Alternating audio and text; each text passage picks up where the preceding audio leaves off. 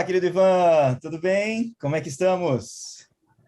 Tudo bom, Virgílio? Animado aí com o tema de hoje. Tudo bem Pois por aqui? é, Fora o cansaço. pois é, a gente está aí num batidão pesado e, enfim, mas falar sobre esse tema eu acho que vai empolgar bastante, não só a gente que está mergulhado estudando isso há algum tempinho, mas em especial, né, para a gente ter o feedback, né, porque que a equipe, o grupo, né, que nos vê, partilha, o que eles vão comentar, o que eles vão dividir, e por favor, façam isso, né, porque essa é a ideia, dividir e trazer partilhas, né? Desde quando a gente bolou aí o Ponte Aérea, eu acho que a grande intenção é essa interação. E fica desafio, né, Virgílio? Vamos desafiar o pessoal aqui até para interagir melhor. Pois é. Vocês interagem ainda pouco com a gente. A gente gostaria de ver uma interação maior.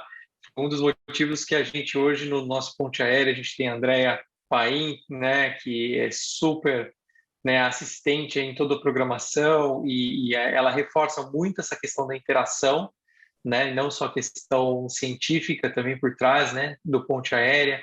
A gente tem a Carla no marketing, né, a gente tem toda essa questão que a gente fomenta com os nossos próprios recursos, né, que é justamente para cada vez mais trazer mais qualidade. Eu acho que essa interação é muito importante, até porque o tema hoje, né, do cannabis aqui em geriatria, ou os canabidióis, principalmente, que é o que a gente vai tratar, eles vieram dessa interação nossa com os nossos colegas, com os nossos pares, né, com os profissionais que estão aí ao redor, né, e que fizeram a gente enveredar pensando com muito carinho nesse tema.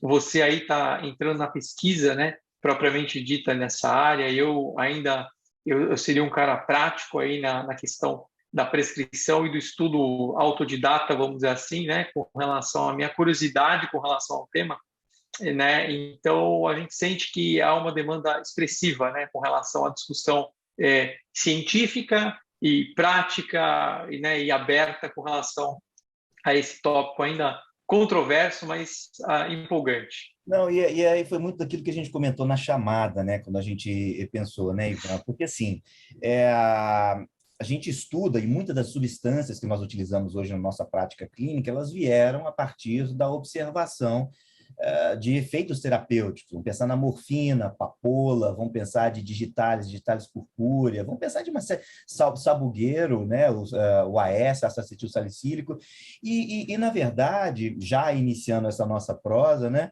falar sobre o cannabis é falar sobre a história da própria espécie humana, né? Eu fui catar alguns papers de etnobotânica na tentativa de identificar essas coisas da origem, eu fiquei estupefado com os dados que eu achei, né?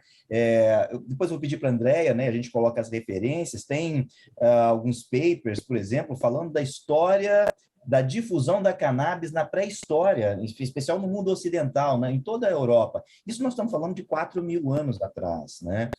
A princípio, né, dentro desse contexto histórico, né, Ivan, a gente sabe que ela sempre teve presente enquanto a civilização foi se desenvolvendo e sempre utilizada com os mais diversos fins, desde a produção de papel, tecido, até mesmo na utilização terapêutica, né? Nos próprios tratados de botânica do passado, dos médicos antigos, que a gente pega aqueles alfarrábios mais antigos, tem lá a utilização com nomes diferentes, mas realmente pensando na cannabis índica e pensando na cannabis sativa, cada um com suas propriedades, e que hoje a gente sabe no mundo, em função das miscigenações e abertura de mercado e estudo, a gente sabe que existem híbridos, isso com maior ou menor produção de determinados princípios ativos que a gente vai conversar. Mas no passado, desde a Índia, Egito, né, a literatura ela é muito forte em fomentar algumas dessas partilhas na percepção de como isso evolui. E existe um paper muito legal, esse é muito bacana, do professor Bernard Gontier, que é psicólogo, né? Ele é do núcleo de Departamento de Psicologia da Universidade Federal da Paraíba, onde ele faz uma trajetória linda, simples e objetiva. É um paper antigo de 2003, mas que ele faz uma perspectiva sobre o aspecto histórico, farmacológico e o mais interessante, antropológico da cannabis, né? Óbvio que o nosso papo aqui hoje é muito mais mergulhar nessa ideia dos princípios e como isso se comporta e qual é o efeito dele, que já já eu tenho certeza que você vai trazer isso para a gente, em alguns aspectos no nosso campo da geriatria. Óbvio que não dá para a gente abarcar tudo, né, Ivan? Em especial as várias percepções e as pessoas das formas através das quais eles estão utilizando. Mas, em verdade, é que existe hoje muita dúvida e muitos profissionais de saúde prescrevendo de forma errônea, utilizando dosagens sem mesmo saber que dosagens, entendendo... Principalmente subdoses. Pois é, Subdose, principalmente. pois é, É. e para alguns efeitos, que eu acho que talvez seja esse o nosso critério. Se pensar que no passado na Índia era utilizado para ansiedade, se no passado no Egito era utilizado para perda do apetite, se para os distúrbios associados, né, aos tremores, dos delírios ou das invasões, epilepsia, né, é uma doença demoníaca na Idade Média. Hoje a gente sabe que existem relatos já muito contundentes, com metodologia científica baseada naquilo que a gente gosta de ver, né, duplo cego, randomizado, placebo controlado, e com ações efetivas em alguns trabalhos até longitudinais. E eu acho que, né, Ivan, assim, a gente pensar sobre isso é tirar o conceito pré-formado, já que foi incutido em toda a sociedade um preconceito muito forte a respeito da substância. E aqui, volto a dizer, e é importante a gente realçar, né, Ivan? Nós não estamos falando do uso recreativo, nós estamos falando do uso medicinal, né, da cannabis dentro disso tudo. E aí, Ivan, o que você diz para a gente? O que nessas andanças aí? Eu acho que talvez a gente possa pensar nesses 4 nichos, né, Ivan? Pensar na cannabis para anorexia, pensar na cannabis para distúrbio da ansiedade, Parkinson, epilepsia. O que nós temos de evidência, mas em especial de revisões sistemáticas, que talvez seja o grande peso dos estudos nisso tudo, né? O que você traz para a gente aí? Muito bem. É um assunto super interessante, eu tenho estudado, né? Até porque isso começou a bater muito, né, na minha porta, no meu consultório, e eu cheguei no momento que eu vi que eu tinha que realmente me aprofundar bem, ou eu ia me restringir assim dentro da minha ignorância.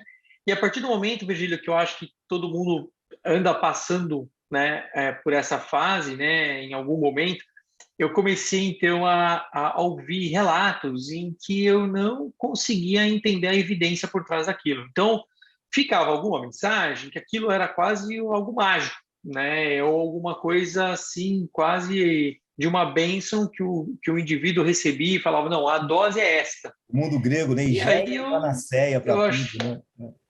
Exato, exato. Era uma coisa assim muito, né, estranha. E uma coisa que você me disse agora que chamou muita atenção, que eu acho que é de acordo com o que vem acontecendo no mundo ocidental, que é uma perda progressiva desse estigma, né, por parte da terceira idade, dessa geração de baby boomers aí que a gente tem hoje, né, os idosos de hoje, né, são os idosos que quando jovens pegaram muito a imagem não do cannabis, né, eles pegaram a imagem da marihuana, né, da maconha, do uso recreativo, da proibição, da droga ilícita.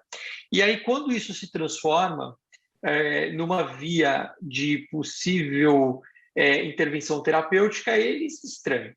E aí, eu já começo, então, citando um estudo de um pesquisador lá de San Diego, dos Estados Unidos, chamado Benjamin Ram.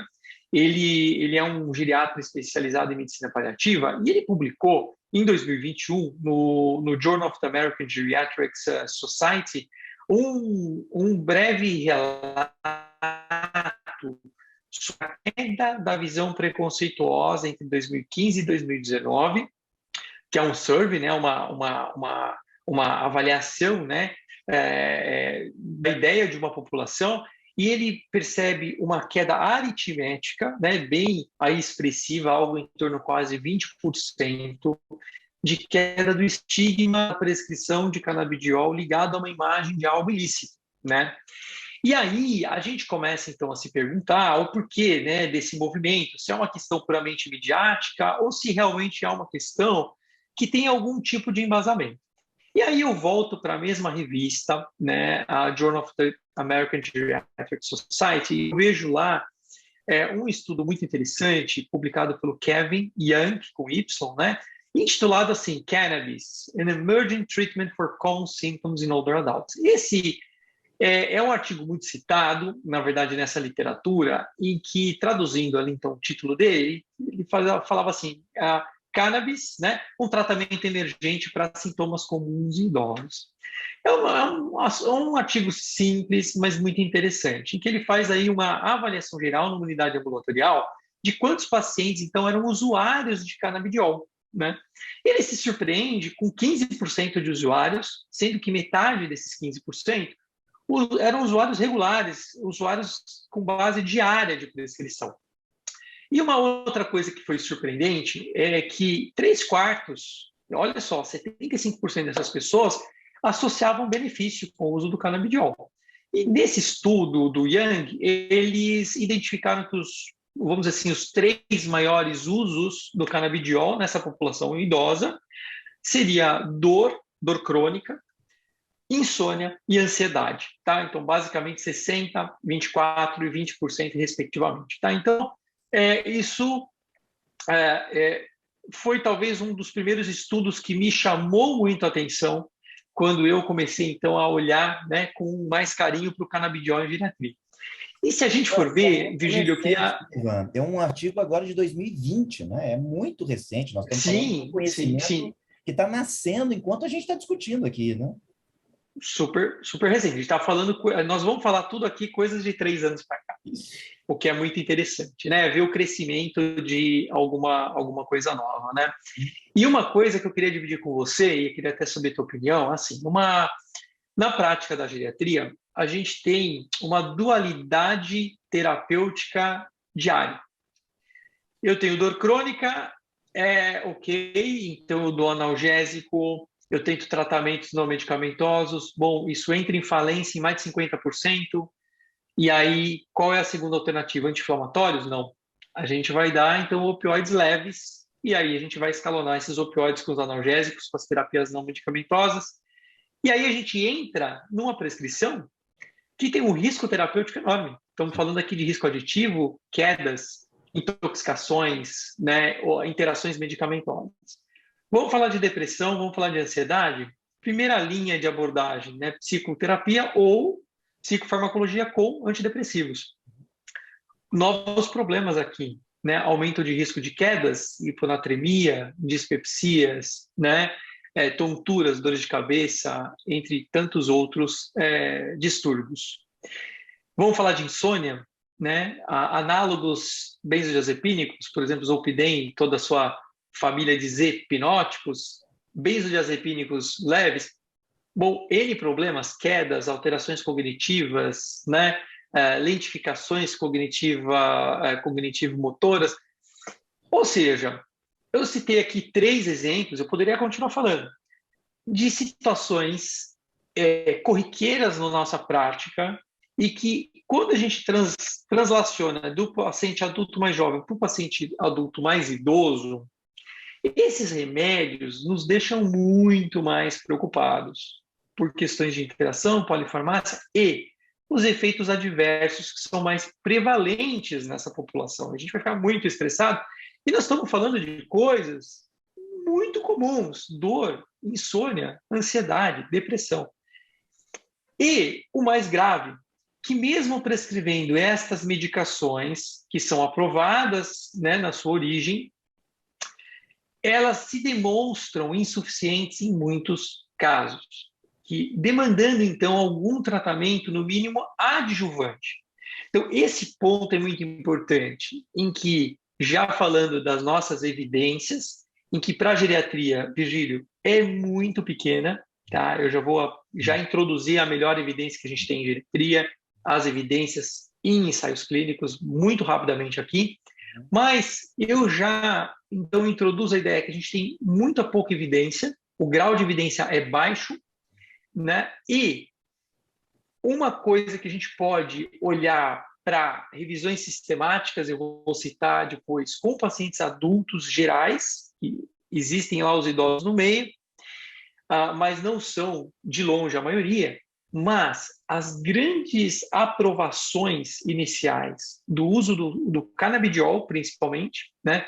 Seja ele extrato óleo, ou seja, estou falando aqui de canabidiol, CBD, THC, tetrahidrocanabidiol.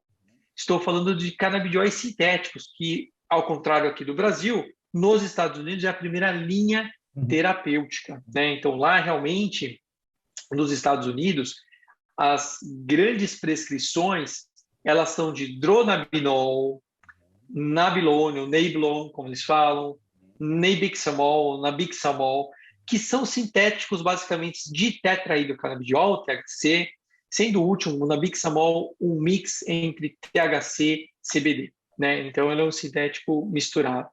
Mas o que acontece? As evidências com os adultos nos dizem que os canabidiols em geral, eles deveriam ser adjuvantes. Então, adjuvante para uma dor crônica. Então, eu tenho uma prescrição e eu faço uma adjuvância naquele paciente que não atingiu a minha meta terapêutica. Eu tenho uma náusea, uma outra aprovação aí do canabidiol, uma náusea refratária em quimioterapia. Então, eu prescrevi lá meu antiemético, tentei um, tentei dois, ele ainda não está dentro do meu plano terapêutico, e aí eu entro com a proposta do canabidiol. Eu tenho uma espasticidade por esclerose múltipla, por exemplo, e aí eu entro com uma adjuvância. Veja que uma coisa que eu sempre digo que é interessante, que é diferente do mundo da pediatria, por exemplo, ou da neuropediatria ou da neurologia, que seja, em que você tem ótimas indicações para controle de epilepsia em síndromes epilépticas infantis, como Lennox, Dravet, né? São bons exemplos em que, em monoterapia, muitas vezes, o canabidiol consegue fazer muita coisa. Não é a evidência que a gente tem hoje no mundo dos adultos, em que o canabidiol seria algo mais adjuvante. O que você me diz? Faz sentido isso para você até aqui? Não, não, Ivan, e é justamente isso. Na medida que você falava, eu fui refletindo a respeito dos trabalhos do professor Rafael Mechoulam, né? Onde, na década de 60, na tentativa de investigar uma série de fatores, ele acabou, ao longo das últimas 5 décadas, 4 décadas, descobrindo uma série de substâncias produzidas pelo nosso próprio sistema endógeno, com um sistema até de, enfim, o sistema endocannabinoide, mas até mesmo o que é chamado hoje o sistema Nandamidra, são sistemas de recompensas dentro do sistema nervoso central. E há todo sentido quando a gente observa as poucas evidências científicas que nós temos dentro do envelhecimento, mas, ao mesmo tempo, essa colocação, como você pontuou, como um elemento adjuvante. Pela teoria, né, na literatura que o professor Rafael Mechoulam pontua, é que esse sistema de equilíbrio, uma vez que ele está desorganizado em vários sistemas, desde o sistema nervoso central, gastrointestinal, hepático, pulmonar, essas substâncias, elas estão presentes dentro do nosso elemento corporal. E à medida que a gente tem a habilidade de apresentar com adequação, com posologia, em adjuvância aquilo que as outras evidências já trazem, isso tem um papel extremamente interessante. Não, como você mesmo disse, como substância única, mas como um papel para que nesse sistema recompensa, né? E aí eu sugiro muito que o pessoal assista, né, o vídeo sobre a vida do professor Rafael Mechoulam, tá no YouTube, super acessível. Semana que vem ele vai estar com a gente num evento que já já a gente convida vocês também, né, online. A possibilidade desse equilíbrio, um sistema de recompensas existentes, químicas, recompensas químicas dentro do sistema nervoso central, trazendo habilidade, como você disse, ansiedade, trazendo equilíbrio para insônia, né? As respostas que a gente tem em alguns papers para pacientes com Parkinson e o controle da insônia, do pulso de ansiedade que esses pacientes têm. Eu sou totalmente de acordo com esse posicionamento, Ivan, porque até que nós conheçamos adequadamente. E é isso, né? A gente está falando de algo extremamente recente. Né? A gente está falando de algo que está sendo estudado agora e que é necessário essa quebra de paradigmas desse conceito pré-formado para que a gente possa mergulhar. E assim como o professor Mechoulam fez lá na década de 60, a gente também, em pesquisa no Brasil e até em todo o mundo, trabalhar e analisar isso tudo. Né? Pois é, eu acho que um dos nossos papéis aqui, eu acho que é trazer a evidência de um tema controverso e também deixar a mensagem clara que nem 8 nem 80. Né? Eu acho que é a questão do bom senso, nem tudo é canabidiol, nem nunca darei canabidiol. Eu acho que isso é um erro, até porque se a gente entrar no aspecto farmacocinético, né, do medicamento, é muito interessante, né? Porque a gente tem ali uma série de receptores dentro do sistema nervoso central, fora, seja CB1, CB2, mas a gente tem outros receptores muito interessantes, serotoninérgicos, como 5-HT1A, A gente tem receptores que têm a ver com longevidade, com câncer, com proliferação celular, como, por exemplo, o transitório de vaniloide, como o PPAR-gama, né, que são muito importantes em várias doenças, como diabetes, como câncer, né, que eu já citei, Alzheimer, por exemplo. Então, há uma potencialidade, mas que ela deve ser muito bem explorada. E, de forma geral, quando a gente prescreve um canabidiol, na verdade, a gente está potencializando regulamentações fisiológicas dos endocannabinoides que a gente tem dentro do nosso organismo, né? Então, apetite, controle de dor, emoção, náusea, a gente já tem esse controle, mas muitas vezes a gente precisa potencializar ou otimizar esse controle. Então, é um grupo medicamentoso muito interessante, filosoficamente falando e farmacologicamente falando, mas que precisa ainda de uma melhor equalização em termos de evidência, né? Se a gente olha, por exemplo, Virgílio, eu prometi que eu ia, né, rapidamente entrar nas evidências dentro da terceira idade, né? A gente tem, infelizmente, poucos estudos, né? A gente tem basicamente 11 estudos que abordaram exclusivamente pacientes idosos, sendo um deles, né, dois deles do grupo do professor José Alexandre Kripa, lá da USP de Ribeirão Preto, né? Fica aqui a minha admiração, meu abraço. O professor Kripa, esses estudos foram dedicados à doença de Parkinson, né? Então, que foi observado ali alterações tanto motoras como não motoras, né? Comportamentais. A gente tem estudos com relação à doença de Alzheimer, em que foi, então, analisado o apetite ou que foi analisado o comportamento. A gente tem um estudo, né, do grupo do professor Marcel Oudrichert, lá da Holanda, que tentou ver um estudo puramente farmacodinâmico do THC, para ver o comportamento de um análogo de THC em pacientes idosos, um estudo bem pequenininho, né? E, finalmente, a gente tem estudos em anorexia com câncer, né? Anorexia do câncer em pacientes idosos. Então, basicamente, se a gente for enumerar, vamos lá.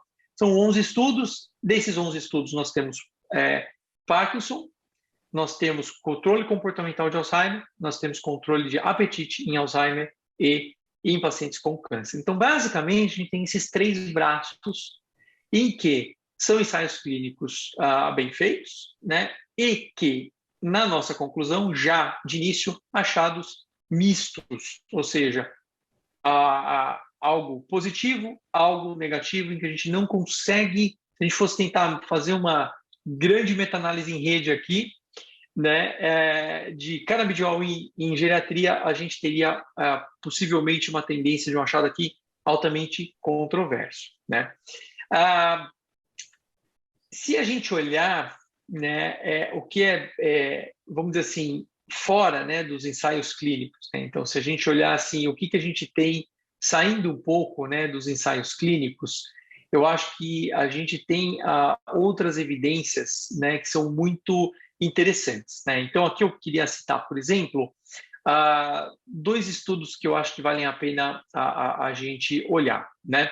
Então, o primeiro desses estudos que me chamou muita atenção é uma corte clínica prospectiva de 2.736 pacientes, realizado numa clínica de canabidiol lá em Israel, lá em Tel Aviv. Esse estudo ele é do grupo do professor Victor Novak e foi publicado no European Journal of Internal Medicine em 2018. Tá? Ele vai estar lá nas nossas referências também. Muito interessante que a média de idade dessa população era 74,5 anos, ou seja, eles estão lidando com uma população realmente mais velha. E esse estudo foi um levantamento aí entre 2015 e 2017, em que algumas perguntas foram muito importantes. A primeira pergunta é: bom, estamos numa clínica de canabidiol, por que esses idosos estão aqui conosco? Então, quais as indicações, né, mais comuns? Segunda questão: bom, eu sei que dor é uma questão muito usual na prescrição de canabidiol. Então, o quanto esses pacientes têm percepção de melhora da sua dor e da sua qualidade de vida? E terceira pergunta desse estudo de corte é: bom, a gente sabe que há algum risco de efeitos adversos, que eu acho que vale muito a pena a gente falar aqui, né, Virgílio? E eles queriam, então, entender a porcentagem desses efeitos adversos. Bom, quais resultados, então, a gente teve desse estudo de corte, né? o primeiro resultado muito interessante é a questão da indicação, né? Então, as 3 indicações mais comuns, aí que perfazem 36%, 30% e 24%, ou seja, quase a totalidade de 100% dos pacientes, né? Mais de 90% desses pacientes, eles tinham de cima para baixo as indicações de controle de dor associada a câncer, controle de dor crônica inespecífica, e o terceiro, né, 24% desses pacientes, efeitos adversos da quimioterapia, basicamente mais de 90% ligados a náusea e vômito. Então, se a gente for resumir, as 2 primeiras causas eram controle de dor ligado a câncer e de forma inespecífica, e a terceira, controle de náusea e vômito de quimioterapia. Nada que a gente não soubesse da população dos adultos mais jovens, né? Antes de falar das benesses, né, da questão da dor, vamos mensurar o efeito adverso, que eu acho que isso, o geriatra sempre olha até o efeito adverso antes do efeito terapêutico, né? Porque isso é segurança clínica e filosofia. Bom, é interessante, né? Nesse estudo, 9,7% dos pacientes referiram tontura, 7,1% boca seca e 3,9% sonolência. E aqui eu queria chamar a atenção que grande parte desses pacientes tinham na sua prescrição doses variáveis de THC, tetrahidrocannabidiol, que justamente o que é mais extraído, né, da cannabis, normalmente a cannabis sativa, né, a maior extração é THC seguido por CBD, então isso faz aí a grande extração química da planta. Então o THC em doses variáveis é uma substância psicoativa, né? Quanto mais THC eu tenho na minha formulação terapêutica, seja líquida, seja em cápsula, eu vou ter mais possibilidade de uma ação psicoativa. E há uma proporção entre quanto maior a dose de THC e da potencialidade de efeitos adversos. Então, aqui, quando eu olho muitas vezes na minha prática clínica, em que eu já adianto aqui, eu sou um prescritor muito THC, o que seria algo em torno do que a gente chama de hemp, né, HEMP, o hemp industrial, que é oficial nos Estados Unidos, que ele prediz o seguinte, que são compostos canabinoides em que você tem menos de 0,3% de THC. Né? E aí, na minha prática, como eu lido com pouco THC em grande parte dos pacientes, eu vejo muito poucos efeitos colaterais, né? E quando a gente dá mais THC, a gente vê mais efeitos, muitas vezes, do sistema nervoso central. E que é ali que a gente tem os receios maiores de delírios, de irritabilidade, né? De exaltações, de tonturas, de sonolências, né?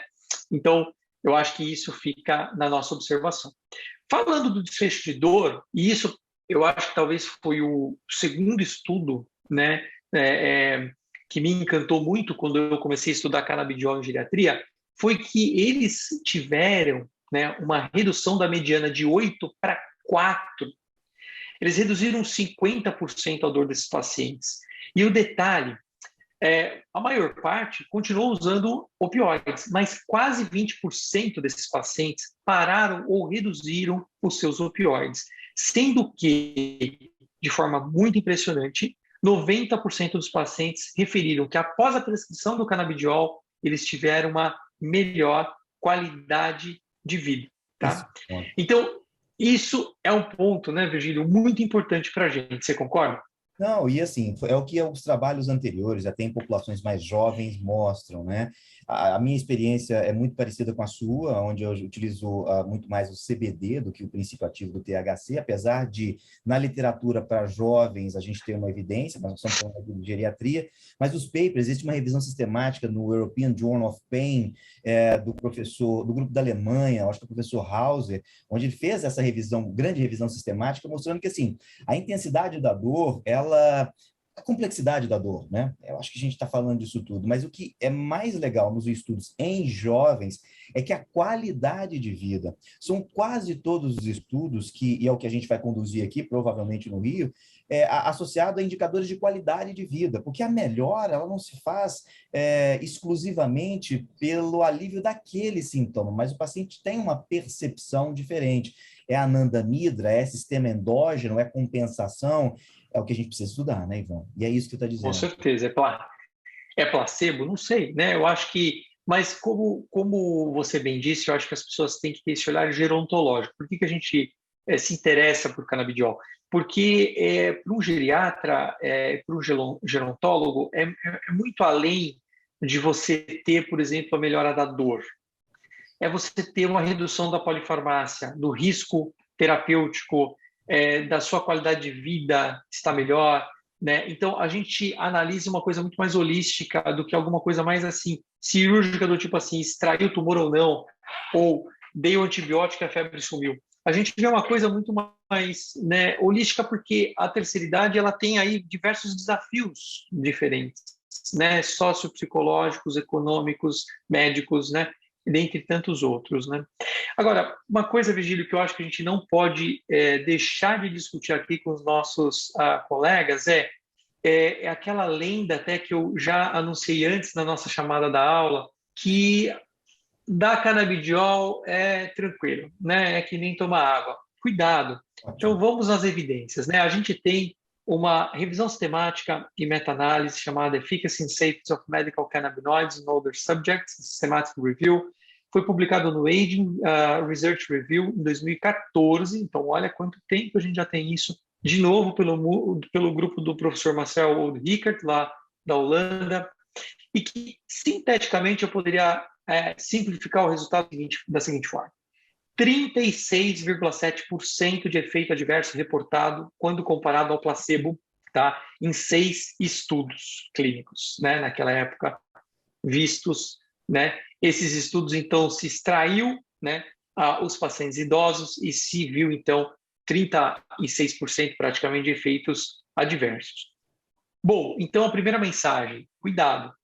A partir do momento que eu prescrevo, eu tenho que saber o que eu estou fazendo em termos de dose. Eu acho que a gente vai falar em seguida, né, sobre a posologia, e monitorizar isso, ver as minhas doses crescentes, acompanhar de perto, não é largar e o paciente vai aumentando a dosagem como queira.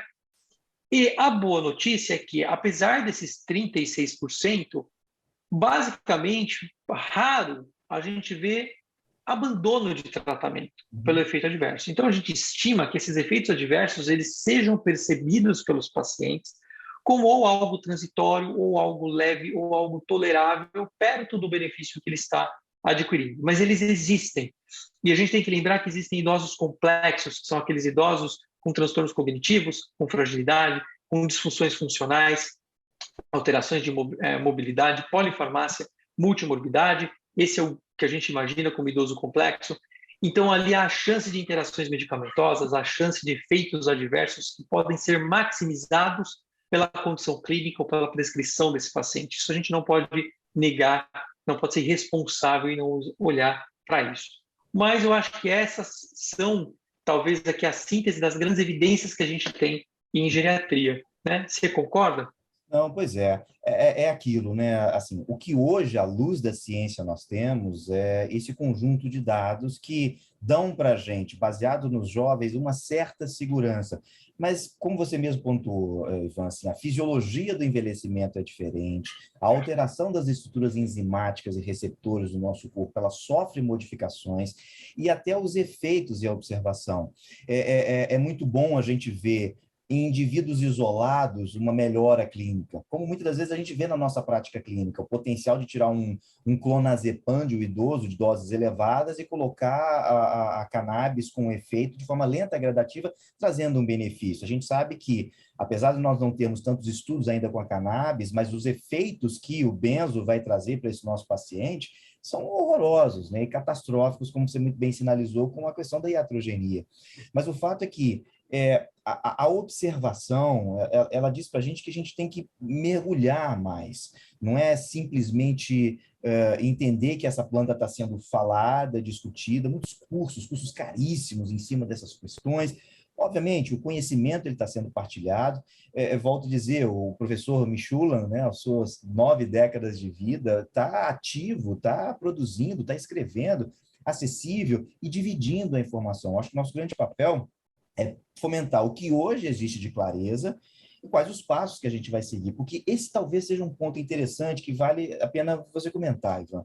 Assim, como é que é essa questão da posologia? Porque eu vou pegar a cannabis, que é extraída, ou ela é só exclusivamente prensada, e esse óleo eu vou tomar, e o full spectrum desse conjunto de substâncias vai me trazer o benefício, ou eu vou pegar o receptor específico, com que dosagem, de que forma? Como é que é isso, Ivan?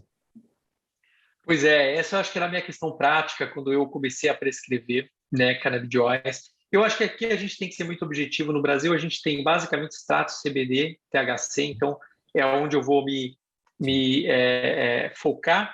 Principalmente que aqui no Brasil, forte ainda são os extratos e óleos, e a gente acaba não tendo tanta cápsula, acaba sendo mais cara, mas logo a gente vai ter canabidióis aí na farmácia, e obviamente isso deve ter um panorama diferente. Mas vamos lá, o que a gente tem.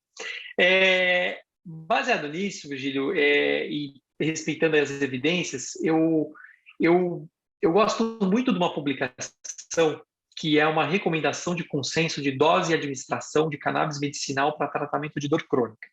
Foi publicado no Journal of Cannabis Research em 2021. O primeiro autor é o Aaron Bhaskar, né?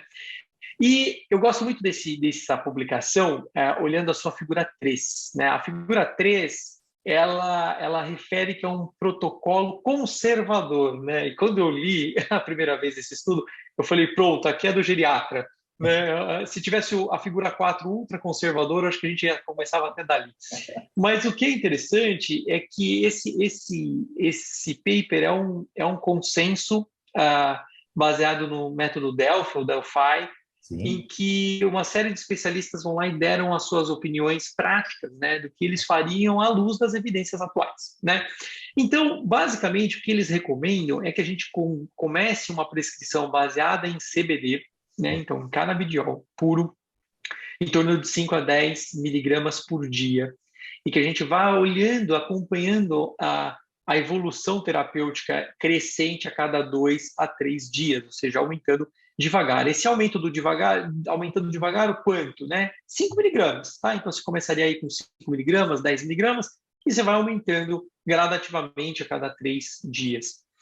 A partir do momento que você atinge 40 miligramas ao dia, então você deveria ponderar que, se você está longe da sua intenção terapêutica, obrigatoriamente colocar THC na sua formulação. Então, começar aí com 1 miligrama dia de THC, aumentando a cada 7 dias até 40 miligramas, tá? Então, de forma bem objetiva, o que se traduz e que na minha prática clínica é mais ou menos o que eu faço, com algumas mudanças, né? A minha prática hoje em dia, eu sou um pouco mais lento no meu processo de aumento. Então, eu acabo passando a mais do que esses 2, 3 dias.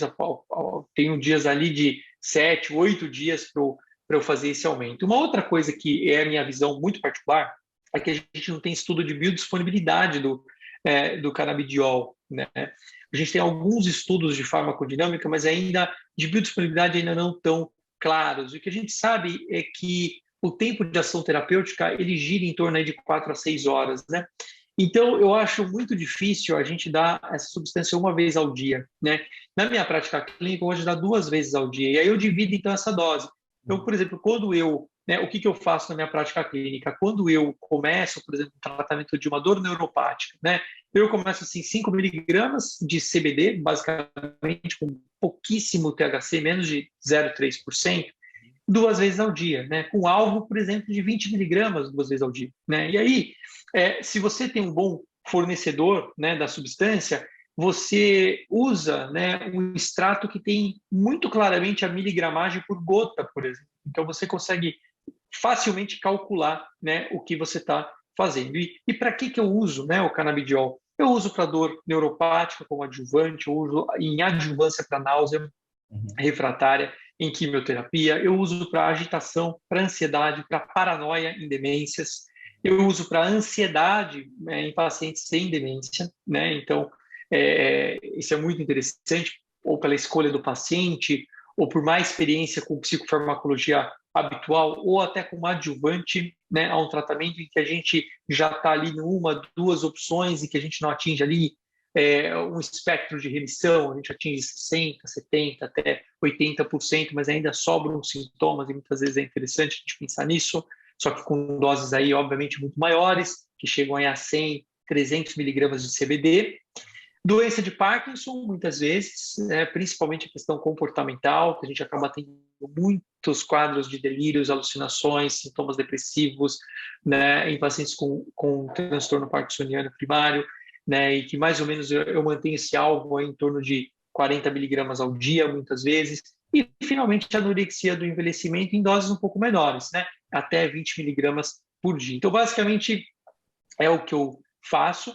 Lembrando que isso é muito da prática, a gente não tem uma evidência, né? Então, o meu embasamento teórico vem de recomendações consensuais, de evidências de estudos publicados eminentemente em pacientes mais jovens, adultos mais jovens, passando pelos estudos já sistematicamente avaliados pelo professor aí Michel Oldrichard, né, publicado em 2014 no Aging Research Reviews, em que aqueles estudos, então, eu dissequei as dosagens, e da mesma forma esses 11 estudos que eu citei, mas que têm as limitações de terem um foco aí tríplice, né? Parkinson, comportamento em Alzheimer e anorexia, tanto em Alzheimer quanto em câncer, e que ali, então, eu fui tirando, né, retirando as minhas conclusões com relação às minhas doses. Fica aqui uma mensagem importante, que se você fizer esse mesmo caminho que eu, obviamente você vai ter algum grau de dificuldade razoável, porque grande parte dos estudos são utilizando análogos de THC ou THC em si, né? Então a gente tem que realmente peneirar para tentar encontrar as doses aí equivalentes do canabidiol, do CBD, que é o produto que a gente vai ter aqui no Brasil com certeza mais acesso, né? O que você acha? Você concorda? É mais ou menos aí Não, o que não, você é mais ou faz? menos a mesma prática, Ivan, é a mesma prática. As indicações ainda são muito restritas. Como eu comentava anteriormente, né? Obviamente é muito satisfatório ver um caso melhorar. Nós precisamos de duplos cegos randomizados de muitos casos para que a gente possa replicar isso para a realidade maior. Eu escuto, aqui no Rio, a gente tem o privilégio de ter queridos colegas que ensinam isso para a gente, o professor Flávio Rezende da FRJ, que estuda isso, está em pesquisa, mergulhando Conheço de novo, com certeza. os dados do professor Kripa, o Alexandre Kalp, do grupo do Einstein também. Então, o que a gente acaba observando é que, assim, no meu dia a dia, em cada um desses cenários, as mesmas indicações, Ivan, eu uso mais ou menos muito parecido. Um pouco menos nos pacientes oncológicos, que eu tenho poucos pacientes em quimio ou em radioterapia, mas a grande maioria com portadores de doenças neurodegenerativas, a gente tem uma intenção. Te confesso que a minha resposta, Virgílio, indivíduo, para agitação, paranoia, em especial na doença de Alzheimer ou em algumas demências, a resposta é muito ruim.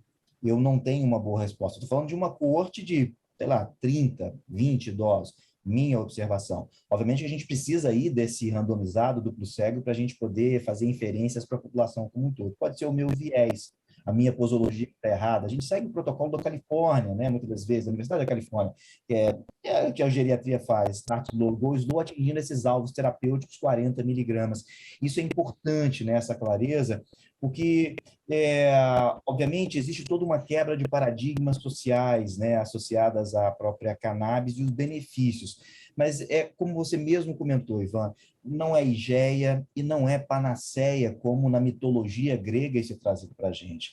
A princípio, eu queria muito que fosse, né, para poder resolver uma série de outras condições. Idem. Pois é, mas o fato é que assim, a gente precisa, nesse análise, nesse escrutínio, mergulhar na caracterização dos perfis, né? E é para isso que a gente está aqui, né, Ivan? Discutindo, comentando, querendo saber a opinião do grupo. De antemão, já convido vocês, semana que vem, na sexta-feira, tive o privilégio de conversar com o professor Rafael Michula. Na semana que vem, ele vai estar abrindo esse evento aqui na UERJ. Sigam a gente nas nossas redes sociais, que aí a gente vai mandar os convites, né? É um evento online, onde vai ser discutidos aspectos da implementação da medicina canábica no Brasil, desde legisladores a estruturas que estão já correntes no Senado e Câmara, e também as discussões práticas, clínicas, né, evidências a favor e evidências contra, em especial em algumas morbidades. E provavelmente a gente vai estar se lançando agora também na investigação. A gente começou agora, estamos namorando uma revisão sistemática a respeito da doença crônica, né, e em cima disso já fizemos alguns levantamentos, mas assim, na primeira busca, Ivan, assim, na Embase, que eu fiz sozinho, né, e um pouco da PubMed, considerando dor crônica, a ação dos canabinoides. Assim, eu encontrei menos de 150 papers. Isso sem fazer ainda o filtro, né? O prisma, o pico, né? Aquela coisa que a gente faz para poder Sim, rastrear. Então, uma análise inicial, né? muito pouco dado. E eu acho que o que talvez seja importante é que nós, enquanto sociedades, a gente aqui discutindo, é que a gente fomente o potencial que essa substância pode ter. O potencial também de trazer malefícios. Então, eu acho que o cuidado e a prudência e saber de forma lenta, se eu não sei, não domino, encaminho para o colega que saiba, que está estudando isso há mais tempo, né? Volto a dizer, Claro. colegas que estão próximos da gente, que dominam, e uma gentileza, enfim, ilimitada, não, tente isso, tente aquilo, tenta, Porque o benefício que a gente quer ver é a resposta clínica do nosso paciente, é tirar a agitação, é que ele coma melhor, é que os distúrbios, né, as parassonias associadas ao Parkinson, a própria ansiedade, nós somos o segundo, primeiro país do mundo em nicho de ansiedade, né? Como é que é isso tudo? Então, eu acho que, assim, dentro desse nosso escopo, né, Ivan, eu acho que nós temos muito mais a discutir, mas, Com de forma certeza. geral, esses pontos que você trouxe foram muito bacanas, muito bacanas. E, obviamente, né, a gente vai deixar essas referências aqui, né, para vocês embaixo, seja no Instagram ou no YouTube, para que vocês não acreditem na gente, não. Vocês leiam lá os papers Vamos e, ler. claro, Ah, com certeza. em cima disso, a Tirem gente suas conclusões, né? isso, e a gente aprimore essa nossa troca. Ah, não, Virgílio falou bobagem lá. Ivan, né? Não tem nada de... Não, olha, isso está legal. Não tem problema algum. Porque é assim que a gente constrói a ciência e, insisto, o benefício é para o nosso paciente, né, Ivan? É isso. Com certeza. Muito bom. Muito bom. Obrigado, meu amigo, por mais um capítulo dessa Maravilha. segunda temporada. E agradeço aqui os nossos colegas aí que nos prestigiam. Muito obrigado. E deem as suas opiniões. É uma forma também da gente aprender com vocês e vocês devolverem essa dedicação. Mais uma vez, né, nosso tempo, é nosso recurso, é um altruísmo da gente tentar aqui trazer, né, uma discussão. Não é nenhuma verdade absoluta, mas é uma questão de educação para todos, da gente tentar aí trazer informação, né, gratuita e de qualidade para todo mundo. Tá bom? Muito obrigado, um grande abraço para todos aí. Um abraço, Ivan. Nosso voo já pousando e nos vemos então daqui a 15 dias. Com certeza. Forte abraço, Ivan. Abraço. Tchau, tchau.